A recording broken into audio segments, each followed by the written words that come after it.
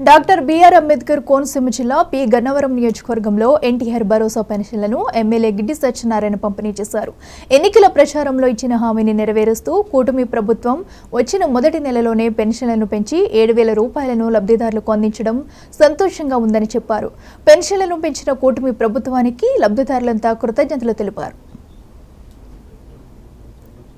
NDA ప్రభుత్వం ఏర్పడితే ఈ రాష్ట్ర ప్రజలకు సంక్షేమం కోసం పెన్షన్లు ఇచ్చే ఇష్యూలో గత ప్రభుత్వం చేసినటువంటి జాప్యాన్ని చేయకుండా మేము ప్రభుత్వం ఏర్పడగానే పెన్షన్స్ పెంచి మొదటి రోజునే అంటే 1వ తారీఖునే ఉదయం 5 గంటలకు ఇస్తామని హామీ ఇవ్వడం జరిగింది.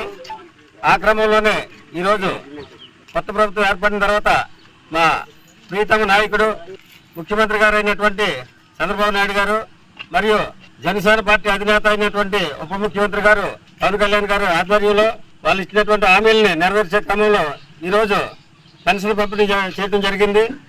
ఈరోజు ఉదయమే 5 గంటలకు ప్రారంభించడం జరిగింది. గతంలో ఇచ్చినటువంటి హామీల ప్రకారం ఏప్రిల్, మే, జూన్ 3 నెలలకి 3,000 ఏరియర్స్, ఈ నెల 4,000 రూపాయలు, మొత్తం 7,000 రూపాయలు ఇవ్వటం జరిగింది.